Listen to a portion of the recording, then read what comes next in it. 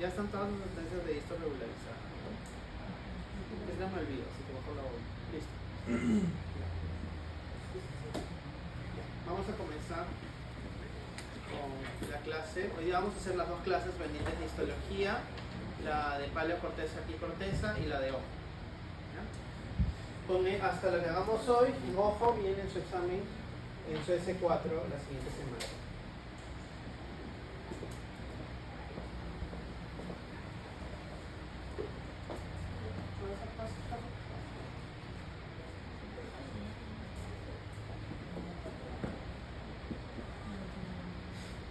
Bueno, entonces la semana pasada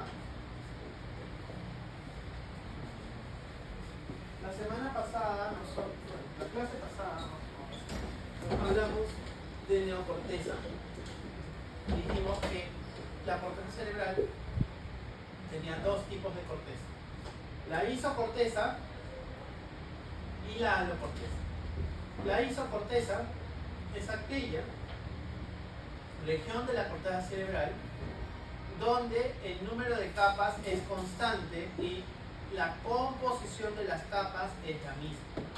Pero tengan presente que de acuerdo a la citoarquitectura de la corteza cerebral, existen regiones donde van a haber capas que tengan mayor grosor que otras. Por ejemplo, en la corteza motora primaria, el área Brodmann 5, ustedes van a encontrar que la capa 5 de la corteza cerebral tiene mayor grosor.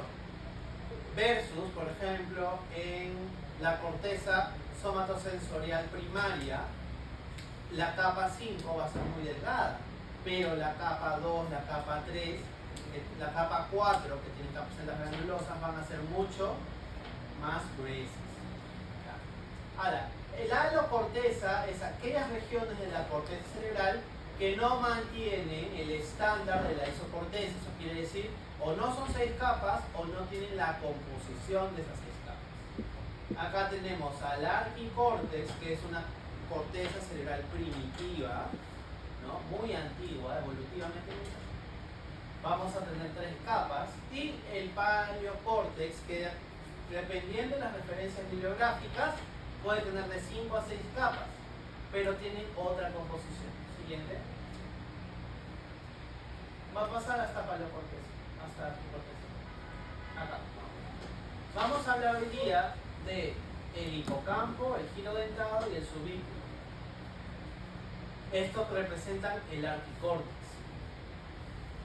Esta estructura que ven aquí, que parece un camino, es el hipocampo.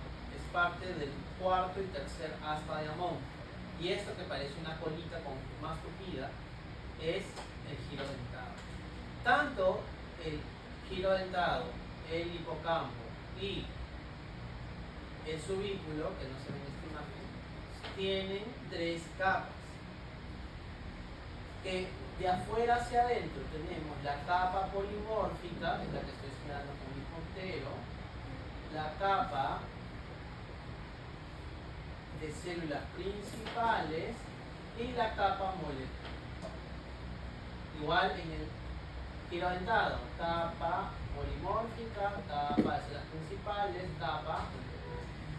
¿Por qué tienen estos 3 capas? Porque la principal de células principales va a ir variando de acuerdo a su composición, de acuerdo a la región. En el caso del hipocampo tendrá células piramidales, en el caso del giro dentado tendrá células granulosas. Siguiente, por favor. Acá lo vemos entonces, en este esquema, miren, tenemos giro dentado, que es esto de acá, hipocampo, y por aquí comienza el subículo. Porque miren en la leyenda, polimórfica es la de afuera, el medio piramidal y la de acá es molecular. Esto es hipocampo. Giro dentado, polimórfica de células glandulosas y molecular. Siguiente, por favor. Miren esta imagen. Acá, ¿qué células son estas? Piramidales. ¿Por ende qué región es? Hipocampo. ¿Y esta que está arriba cuál será? Polimórfica. Miren, en la polimórfica van a ver estas neuronas que están aquí. Estoy señalando, y hay unas más grandes que son las células Ah, no, perdón, eso fue el nombre. Las células musgosas, ¿ya? Células musgosas. En el caso del hipocampo hay muy escasas, porque su función principal es excitar a las células granulosas. Siguiente, por favor. Vemos en esta capa hay pura célula ¿qué? Por ende es la capa de células principales del hipocampo. Siguiente. Y esta es la capa molecular, donde solo veo glías y alguna que otra interneurona, que también parecen glías. Siguiente. Ahora vamos al giro dentado. En el giro dentado, si se dan cuenta, esta es la capa polimórfica. Veo células, en especial estas que están por acá. Estas son parte de estas que están por aquí. Son la mayoría células musgosas que van a activar a las que vienen por abajo. Siguiente, por favor. Miren. Estas son redonditas, no son piramidales, son redonditas, porque son las células granulosas. Y hacia arriba está la capa polimórfica y hacia abajo la capa molecular. Siguiente, por favor. Acá tengo la capa molecular, como ven, pura guía. Siguiente. Y luego vamos al bulbo olfatorio, el paleocórtex. Es mucho más fácil distinguir bulbo olfatorio. ¿Por qué? Porque tiene estas estructuras que son los glomérulos olfatorios. Ustedes ya deben de haber tal vez chequeado en su teoría, los glomérulos olfatorios, ¿no? son hotspots, son regiones donde ocurren las sinapsis de la información que viene desde el epitelio olfatorio que trae los axones y las células bipolares y las células que se encuentran en este paleocórtex que van a hacer sinapsis y regular esa información. Siguiente. Viéndola de afuera hacia adentro, el paleocórtex tiene 6 capas. La capa más externa se conoce como la capa del nervio olfatorio. Ustedes, en morfos previas, cuando vieron el epitelio olfatorio, ustedes veían la composición, incluía unas neuronas bipolares que captaban los olores, ¿no? Y llevaban esa información a través de sus axones que atravesaban la lámina cribosa.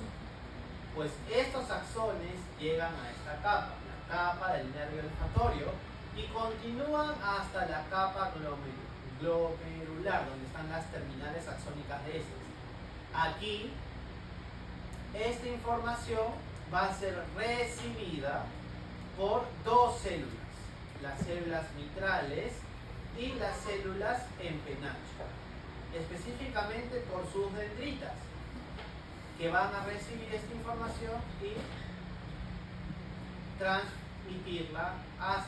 intentar transmitirla por fuera de la corteza olfatoria, hasta la corteza olfatoria.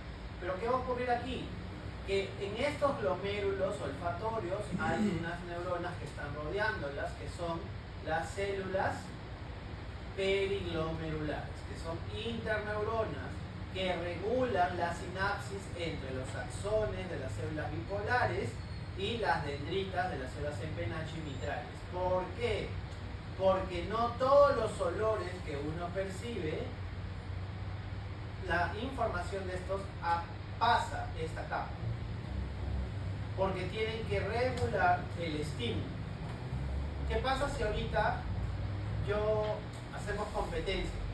Todos digo, muy bien chicos, traigan su perfume de casa y van a comenzar a tirar 5 disparos de su perfume, todos.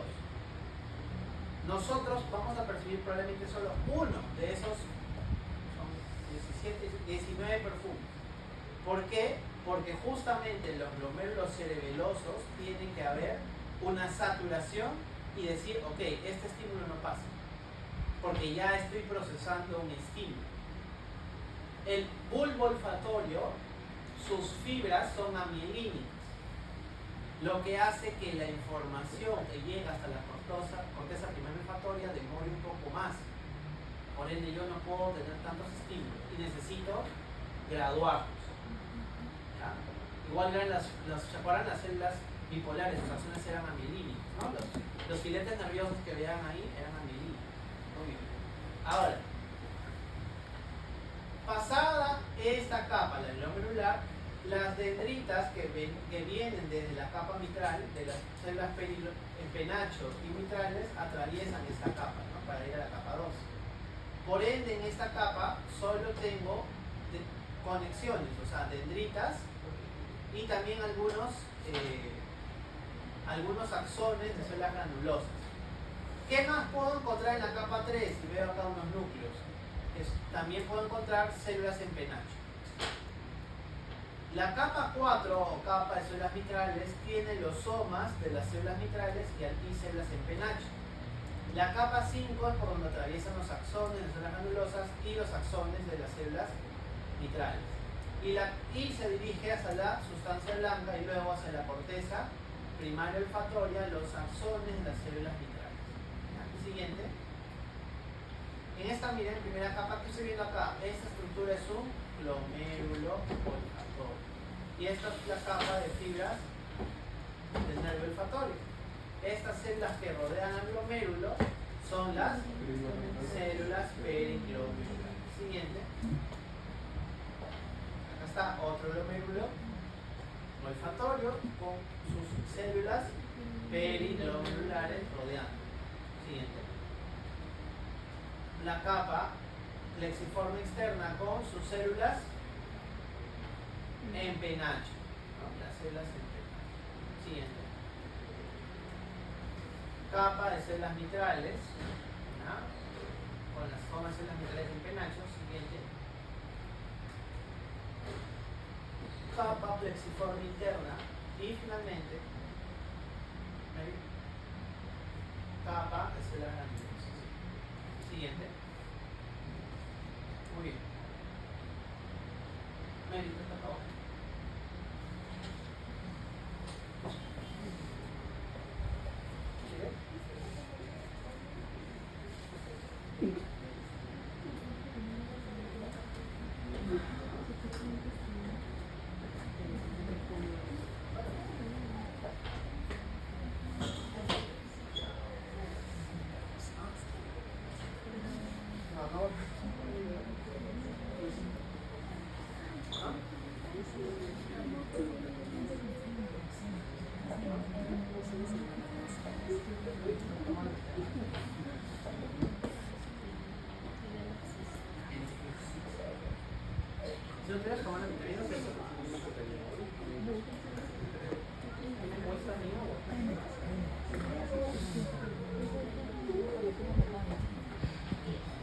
Chicos, vamos a pasar a ver ojitos.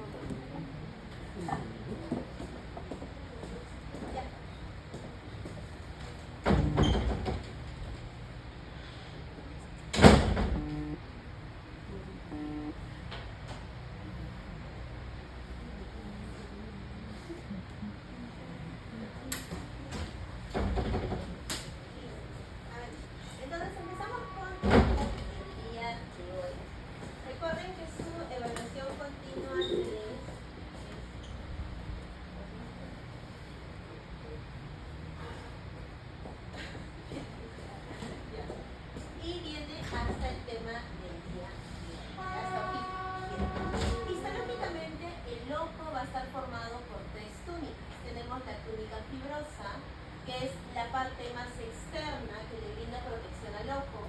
Tenemos la túnica vascular, que es como la parte media, ¿sí? La capa media, que es altamente pigmentada y vascularizada.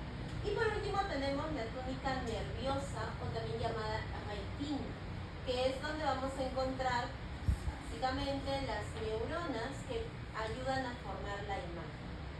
Además, el ojito tiene un lente, ¿sí? Un lente que está flotando llamado cristalino, y tenemos estructuras anexas al globo ocular que brindan protección principalmente, como el párpado, las glándulas lacrimales. Bien. Entonces, cuando nosotros vemos un corte de ojo como tal, ¿sí? Ustedes van a poder ver toda la parte externa que vendría a ser la túnica fibrosa, Luego esta zona pigmentada que viene a ser la túnica vascular. Y por último la retina, que se va a ver por aquí. Justo cerca a la zona anterior observan el cristalino y hacia la zona posterior el nervio óptico. Todo lo demás del ojo, chicos, es hueco. ¿Ya? El ojo es una estructura hueca que está llena de humor. Puede ser humor acuoso o humor vítreo. ¿Dónde va a estar el humor acuoso? El humor acuoso se encuentra en las cámaras anteriores y posteriores. El humor vítreo se encuentra en la cámara vítrea y es un humor, es un líquido más gelatinoso que ayuda a mantener la forma del ojo. El humor acuoso, por otro lado, se va a formar a nivel de los procesos ciliares y este va a estar acumulándose en la cámara anterior y la cámara posterior.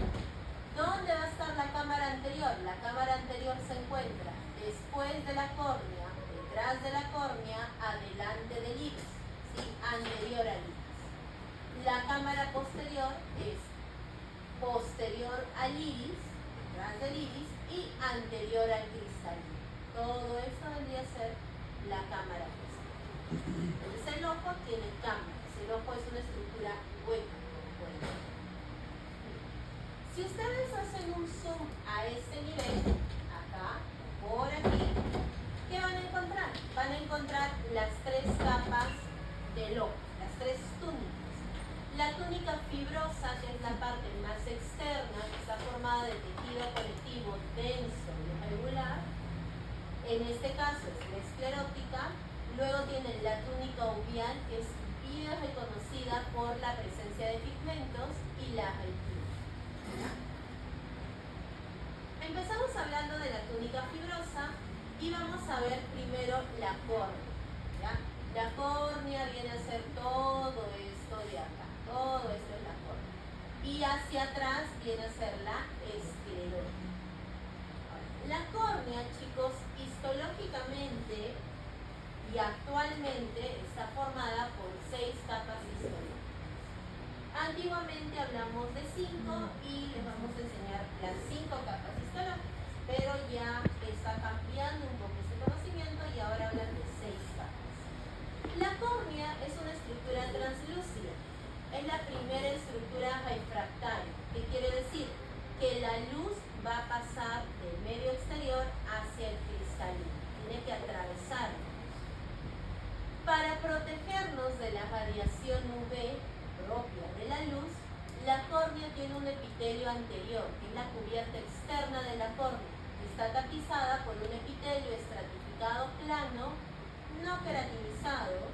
Por ahí pueden haber algunos parches de queratina, pero en su mayoría es no queratinizado. La membrana basal de ese epitelio anterior se llama membrana de Bowman. Luego tenemos todo el estroma corneal, que básicamente es como la parte media de la córnea, que está formada de fibras de colágeno. Es un tejido denso.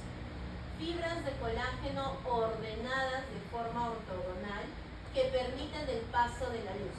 ¿Ya? La organización aquí de las fibras y de las células están de alguna forma estructuradas que van a permitir el paso de la luz. Por último tenemos el endotelio corneal, que es un epitelio plano o puede ser a veces cúbico simple, y su membrana basal llamada membrana de Leishman o Descemen, como quieran decirlo.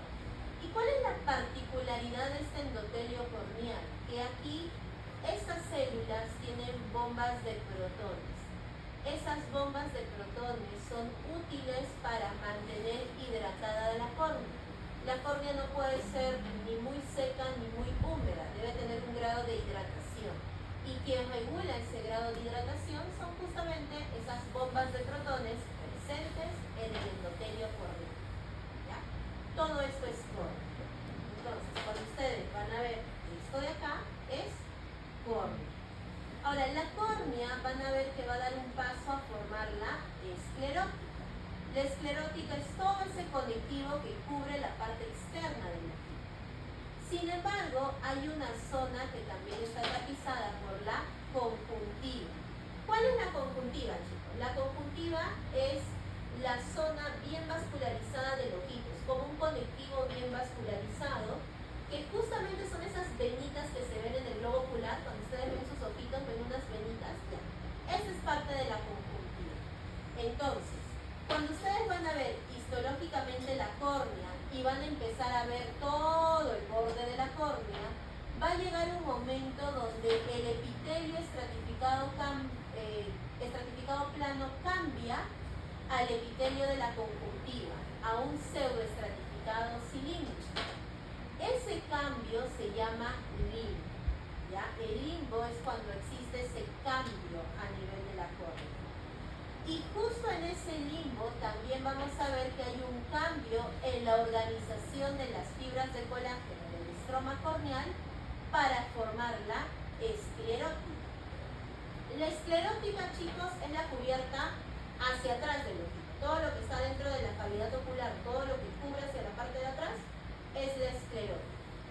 Y esa esclerótica externamente, es decir, lo más externo, está formado de adiposo y conectivo. Y esa zona llena de tejido adiposo se le llama lámina epiescleral. La parte media de la esclerótica le decimos sustancia propia. Algunos autores le llaman cápsula de Tenno. Y esa sustancia propia es fibras de colágeno, ¿sí? Denso, bien denso. Y lo que está internamente pegado a la coroides, a la túnica uvial, se caracteriza por tener fibras de colágeno y también por tener pigmento. Entonces, esta zona pigmentada nos da idea de que estamos cerca a la parte media, la túnica media del ojito, a la túnica uvial o la túnica vascular. Esa es la esclerótica.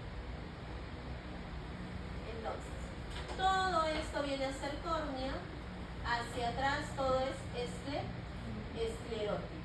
Por aquí estará esa epiesclera, donde está tejido adiposo. Esto de aquí vendría a ser parte de la conjuntiva, ¿ya? Y justo acá, chicos, donde existe ese conocido limbo, donde está el cambio del epitelio y también donde van a ver el cambio del estroma corneal a la esclerótica, justo acá está cercano hacia el iris, ¿ven? Por acá está el iris, está como en la misma posición del iris, toda esa transición. Y aquí se forma un ángulo, el ángulo iridio-corneal. Iridio por iris, corneal de la córnea. Ese ángulo iridio-corneal es importante porque cuando le hacen un zoom, ustedes van a poder encontrar como una especie de conducto. A ese conducto le llamamos acueducto de Schliemann. ¿Y por qué es tan importante este conducto? Porque por aquí se puede drenar el humor acuoso. ¿Qué quiere decir? Que por acá sale todo ese humor que se está acumulando en la cámara anterior y posterior, va a drenarse, va a salir del ojito. Y eso permite mantener la presión del ojo. ¿Qué pasa si este acueducto se tapa por algún motivo? El humor acuoso no sale, empieza a aumentar la presión.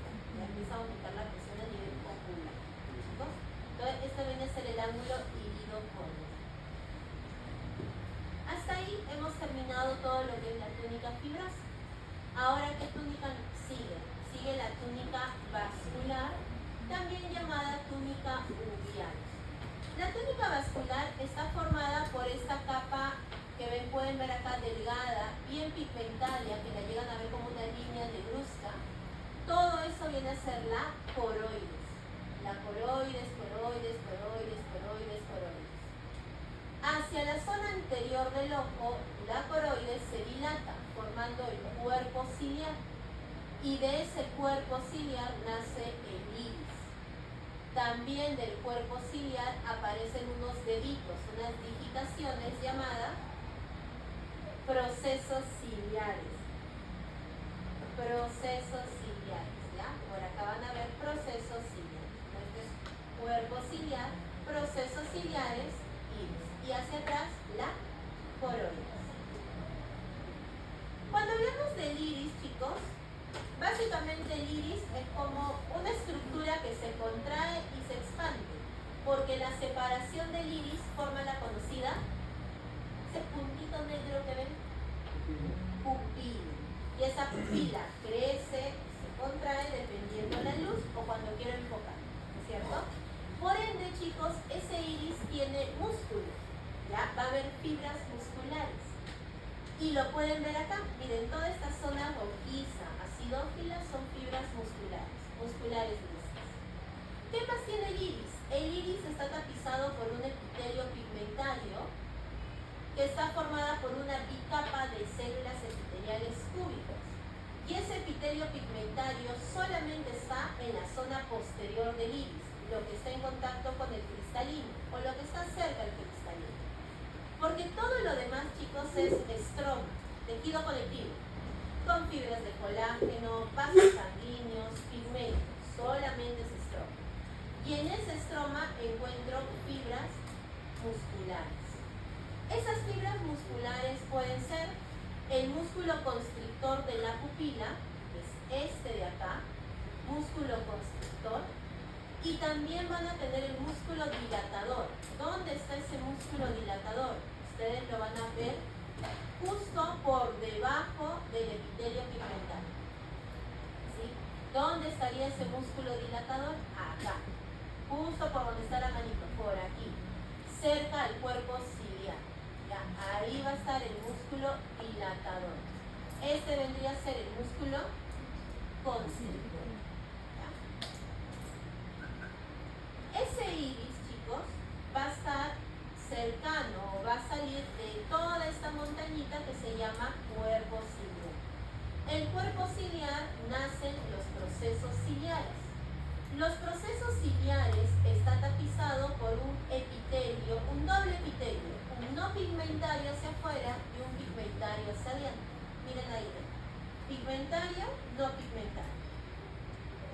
¿Ya? Igual, capa no pigmentaria y capa pigmentaria. ¿Ya? Pigmentaria es interna, chicos, no pigmentaria es externa. Bueno, lo ponen hacia afuera y hacia adentro, capa externa, capa interna. Pigmentario, no pigmentario.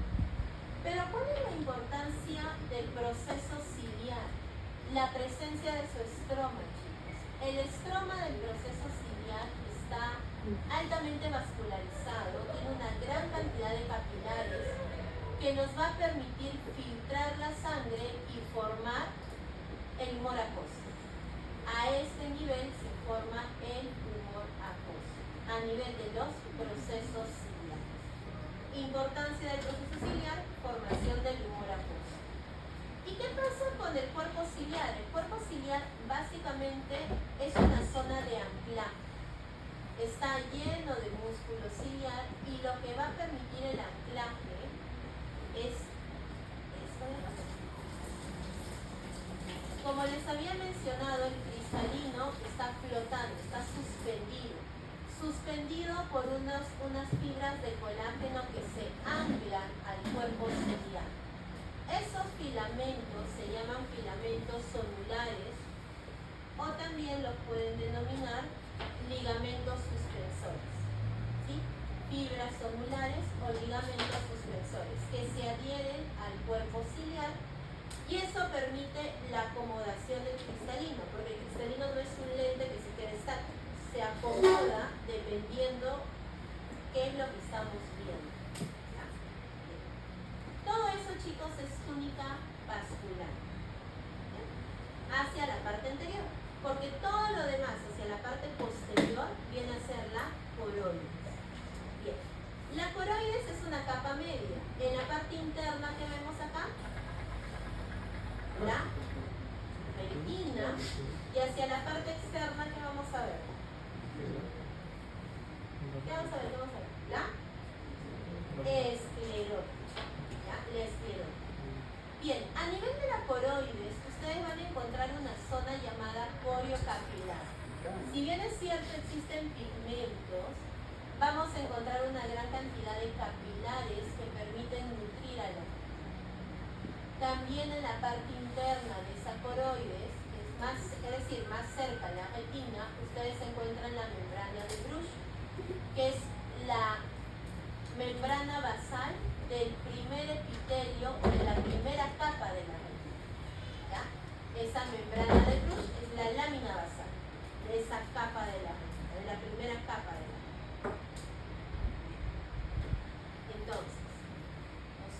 hemos visto iris, cuerpo ciliar, procesos ciliares y coroides.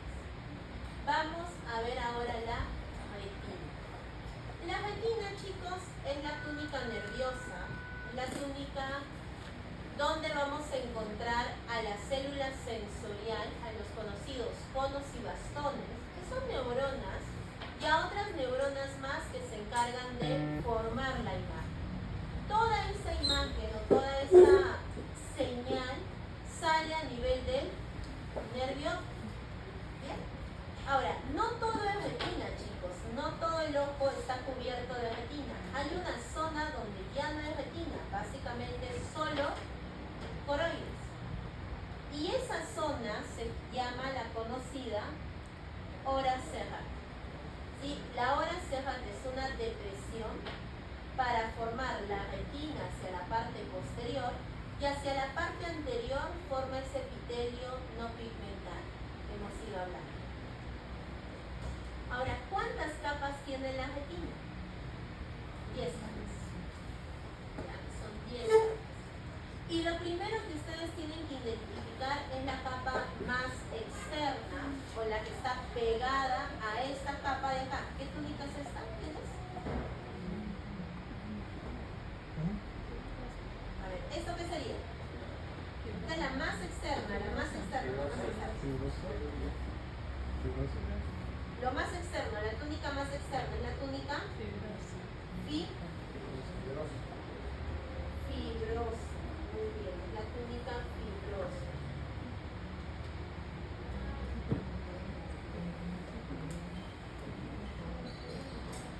Esa túnica, esa esclerótica, luego tienen la conocida túnica vascular con la coroides, y justo en la coroides identifican esa membrana basal que viene a ser la membrana de Bruch. Y a partir de ahí vienen las 10 capas de la retina.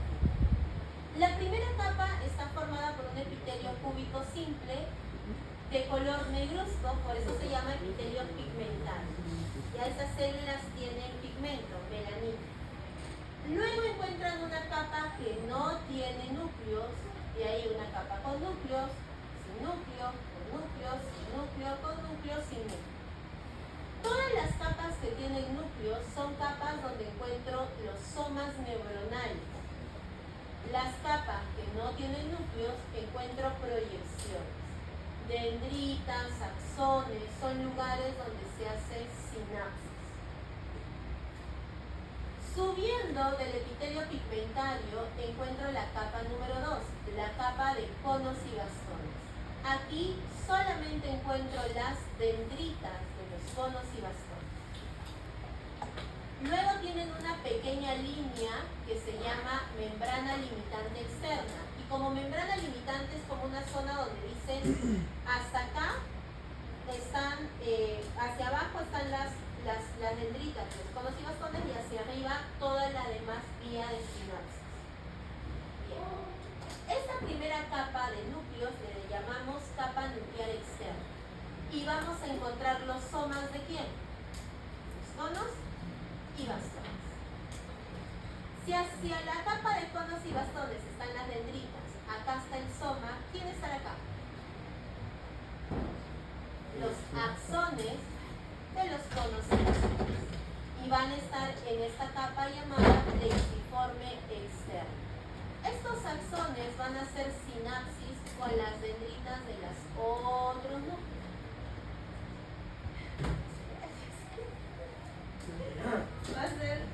Van a hacer sinapsis con las dendritas de las otras neuronas que están en la capa nuclear interna. En esta capa nuclear interna encuentro los somas de otras neuronas. ¿Qué neuronas? Bipolares, amacrinas, células horizontales. Aquí también está la glía. Hay una glía, la célula de Müller. La glía que ayuda al sostén, todas están neuronas. Los axones de estas células llegan a la capa plexiforme interna, donde hacen sinapsis con las dendritas de las otras neuronas, de las neuronas más grandes, cuyos somas están presentes en la capa ganglionar. ¿Cómo se llaman estas neuronas? célula ganglionar. ¿Y por qué es importante esta neurona, esta célula ganglionar? Porque sus axones son los que forman el nervio óptico. Quiere decir que todos los axones empiezan a acumularse en esta zona que se llama la capa de fibras del nervio óptico y sale para formar el nervio óptico. Por último, tienen una pequeña línea que se conoce como la membrana limitante interna, que divide la retina del humor vítreo. Entonces, chicos, ustedes van a tener siempre 10 capas. No se olviden, donde están los núcleos, están los somas, donde no hay núcleos, regiones de sinapsis. ¿Cuál es la neurona quizás más importante? Esta célula ganglionar, porque es de quién forma quién, el nervio óptico. ¿Y el nervio óptico por dónde sale? El nervio óptico sale en el conocido disco óptico. Todo esto es el disco óptico, por donde va a salir esas fibras para formar el nervio óptico. Sin embargo, hay una zona del disco óptico donde tienen vasos. Esos vasos o esa zona se llama papila óptica. ¿Ya? Papila óptica. Entonces, el disco óptico vendría a ser todo esto, y si llegan a ver vasos, están viendo la papila óptica. Si no hay vasos, solo disco óptico. ¿Ya?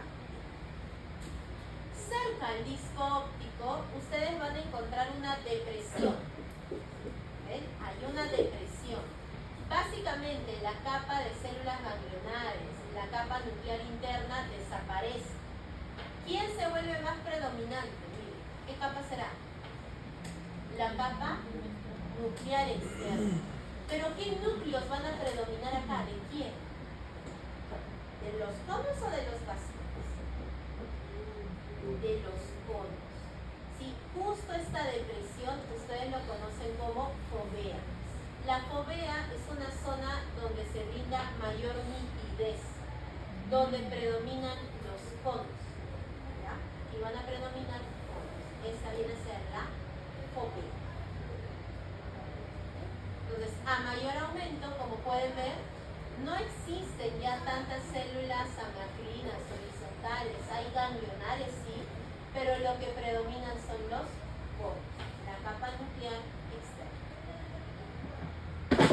Con eso hemos terminado las 3 capas del ojito y ahora vamos a observar otras estructuras, los anexos. Chicos, les había dicho que existe la conjuntiva, que es como una capita bien vascularizada. Esa conjuntiva está tapizada por un epitelio pseudoestratificado cilíndrico con células caliciformes. Existe la conjuntiva vulvar, que es la que está hacia la parte interna del ojito, y la conjuntiva palpebral, que es la que cubre la parte interna del párpado. No sé si en algún momento se han doblado el párpado, no puedo hacer eso. Les doy demostración. Se dobla el párpado, ven una zona bien rojiza, esa es la conjuntiva. Y ella está tapizada por un epitelio pseudoestratificado cilíndrico con células caliciformes. ¿Aquí lo pueden ver? Es un epitelio pseudoestratificado cilíndrico. Y esto nos lleva al párpado. El párpado, chicos, es como cuando ustedes estudiaron labio. Tiene una zona externa, que es la que pueden colocar sombras, ¿no? La parte interna, donde está la conjuntiva, y tienen una zona de transición. En esa zona de transición existen unos folículos pilosos modificados. ¿Quiénes son esos folículos pilosos modificados? Las pestañas. ¿Ya? Y al centro del párpado está el músculo orbicular del párpado, que ayuda a tener el movimiento. Entonces, cuando ustedes van a ver el párpado como tal, tienen una zona externa, una zona externa, una zona interna, la zona donde están las pestañas, y al centro el músculo orbicular del párpado. La parte externa, chicos, del párpado es piel delgada. En la parte intermedia podemos ver las pestañas. Y las pestañas tienen células, glándulas sebáceas modificadas y también glándulas sudoríparas modificadas.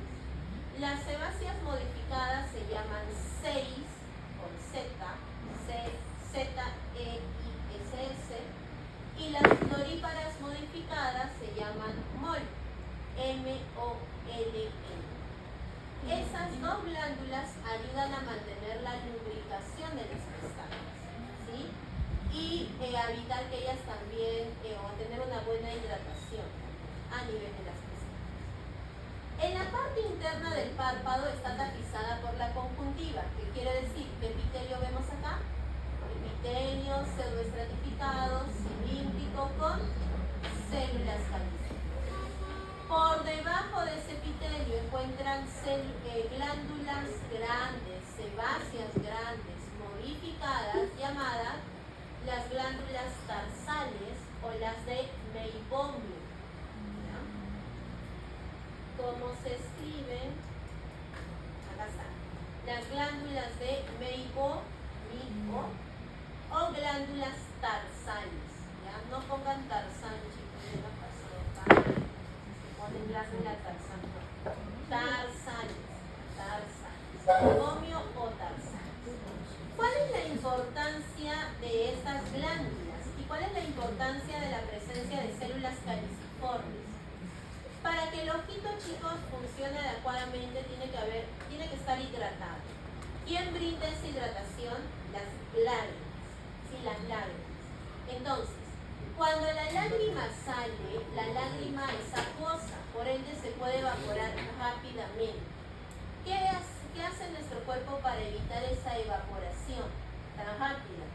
Tiene glándulas sebáceas que liberan una secreción oleosa, tienen células caliciformes que liberan su secreción y mantienen o ayudan a evitar que las lágrimas se evaporen tan rápidamente. Ese es el párpado. A mayor aumento, acá tienen la conjuntiva y por acá tienen esa glándula tarsal o la glándula de Meibomio. Esta zona músculo orbicular del párpado. La zona externa, ¿sí? Zona media. De la zona media, por acá están las pestañas. Y la parte externa. Y por último, chicos, la glándula lacrimal, que es una glándula exocrina, cuya función es formar lágrimas. Y están formados básicamente de acinos serosos. ¿Sí? Acinos serosos. Y también no se olviden que tienen el conductor lacrimal, como toda glándula exocrina. Y eso es todo. Eso es todo, ojito, chicos. Todo lo que tiene que ver sus láminas, que van a pasar a ver eso.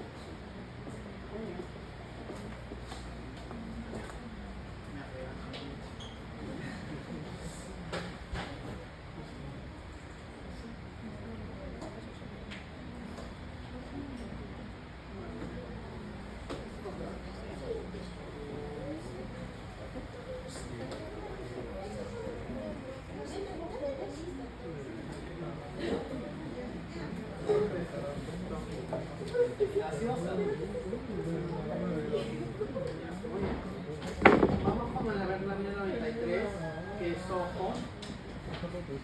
¿Ya? En ojo, esa glándula 93 es una buena córnea. Entonces, ustedes tal vez me vieron en teoría que la córnea, bueno, el ojo es un órgano, son un sistema, ¿no? Más que un órgano, y que tiene un montón de estructuras, ¿no? Como órganos, que es el sistema visual.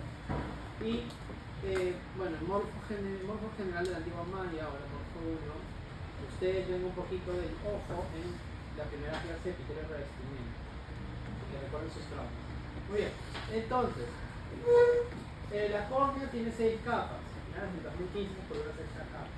La primera es el epitelio corneal anterior, que es un epitelio plano, certificado, no queratinizado, que tiene microvellosidades para justamente mantener las lágrimas más tiempo entre sus microvellosidades y evitar que mantenga lubricada la córnea. Debajo de este epitelio corneal anterior está la membrana de Bowman, o capa de Bowman, que en algunos libros se la actualiza como capa. Debajo de esto se encuentra el estroma corneal y hacia el otro extremo vamos a poner 3 capas restantes. Una capa que no se ve en microscopía óptica, pero sin electrónica, que se conoce como la capa de grúa, que está entre el estroma corneal y la membrana de Schemme, que es la lámina basal más gruesa de todo el cuerpo humano. Y finalmente el endotelio corneal o epitelio corneal posterior. Posterior a esto, en este espacio, es lo que tenemos la cámara anterior del ojo, donde fluye el humor acuoso. La córnea es impermeable al humor acuoso. ¿Ya? Esa es alguna característica muy interesante. Siguiendo viendo esta cámara anterior, vamos a ir hacia el ángulo irido corneal, pero acá lo está todo destruido. Al otro ángulo irido corneal también está más destruido, vamos a buscar otro. Ahí está mi ángulo corneal.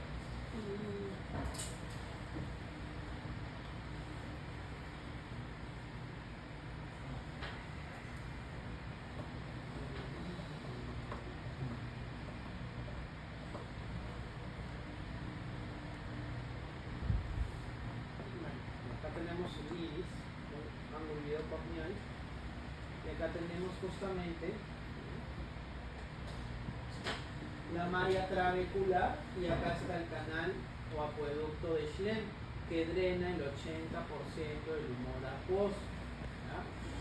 Cuando hay una obstrucción en este canal de Schlemm, tenemos la patología que se conoce como glaucoma de ángulo abierto. Y cuando hay una uveitis que inflama justamente la malla trabecular, que absorbe el otro 20% del humor acuoso, se conoce como glaucoma de ángulo cerrado. Ahora, el glaucoma es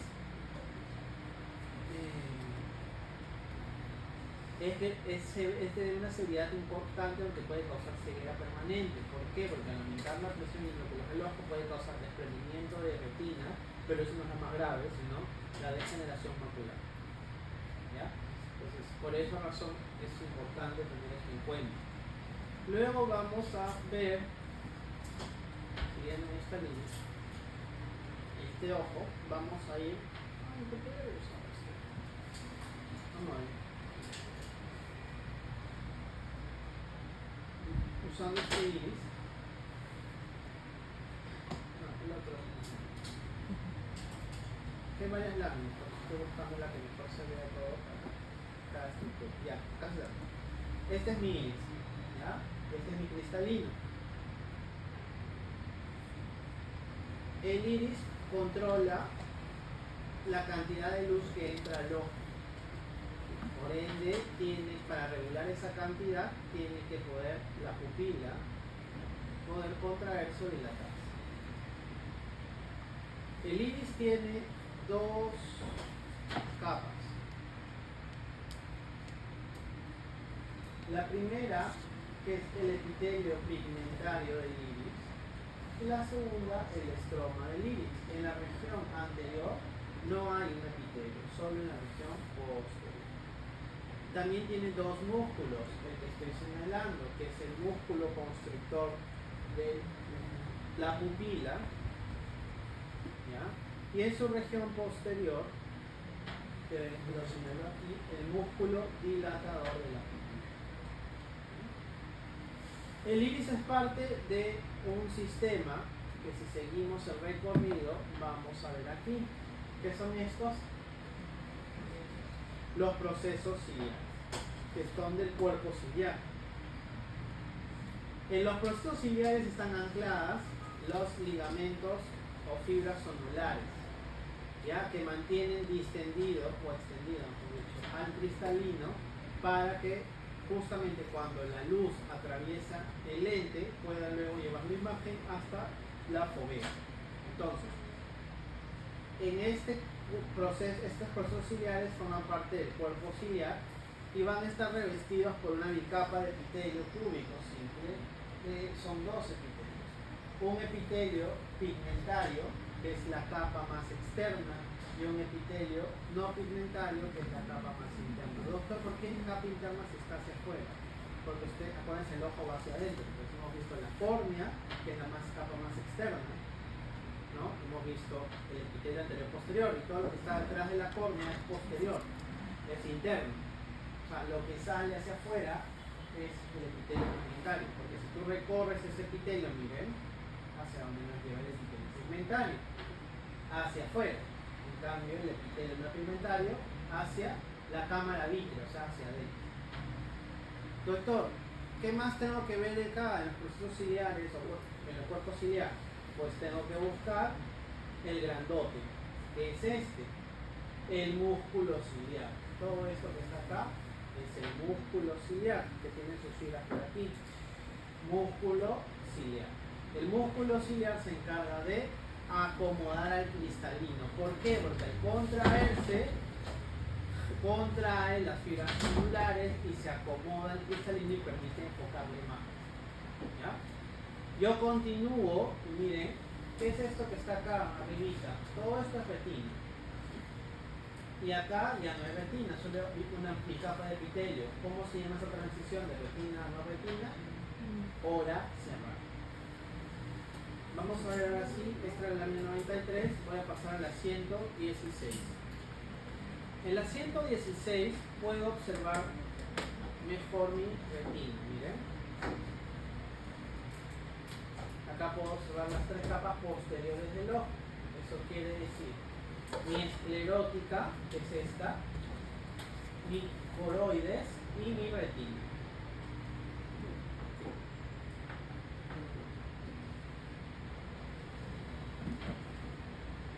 Entonces, acá tengo parte de la esclerótica. Acuérdense cómo se llamaba la parte de la coroides que limita con la esclerótica, la fascia de... No, Bruce, es la membrana.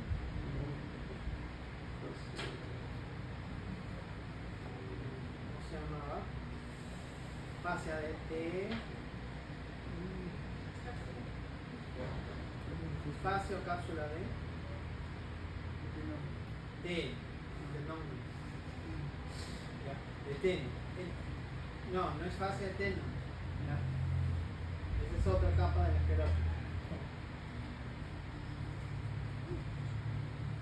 Fascia o lámina.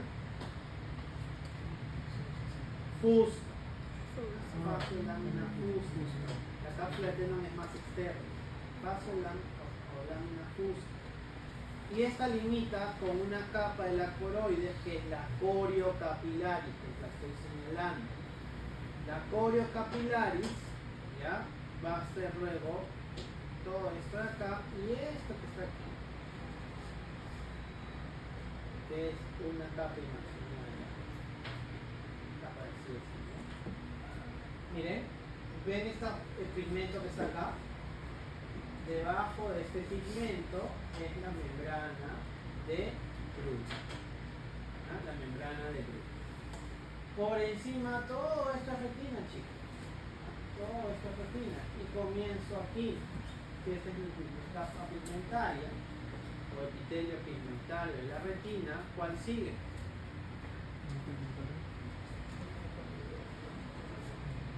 Mi capa de conos y bastones y membrana limitante externa, mi capa nuclear externa, que es la capa de los núcleos de los conos y bastones.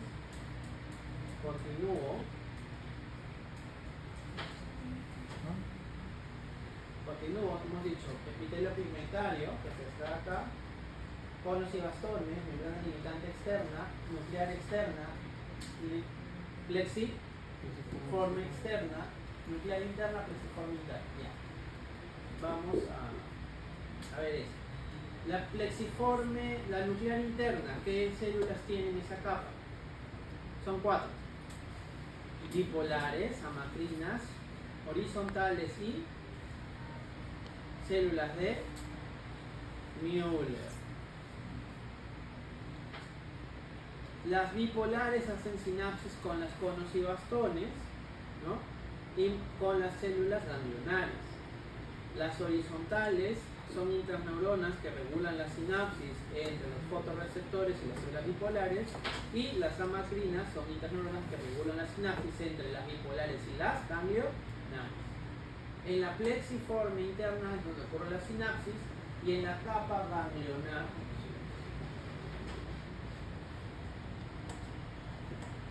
acá miren, en la capa ganglionar, que es este núcleo grandote de células ganglionar, aquí están las células ganglionares. Por aquí estará la capa de fibras del nervio óptico que se dirige hacia el disco óptico para formar el nervio óptico y salir del ojo. Y finalmente la capa, la membrana limitante interna, que la protege del humor acuoso. ¿Ya? ¿Estamos? Bien. Luego de esto, esas fibras, esos axones de las células ganglionares se van a dirigir hacia el disco óptico y salir como nervio óptico, fibras amielinas. Y acá tenemos a la papila, pues la región vascularizada del nervio óptico, la papila óptica. Tenemos que ver ahora cristalino. ¿Ya? El cristalino.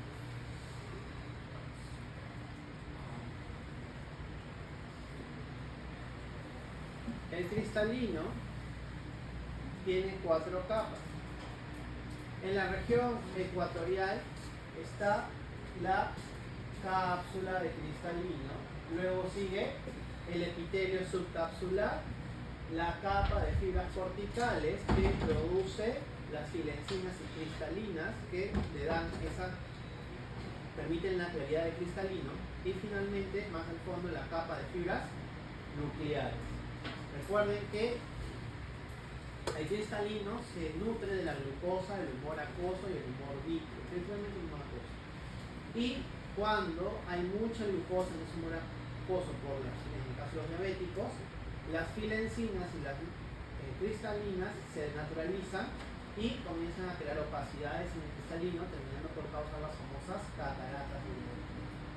¿Ya? Y eso es lo que pasa así. Muy bien, chicos. Eso es lo que tienen que ver. Las láminas son 93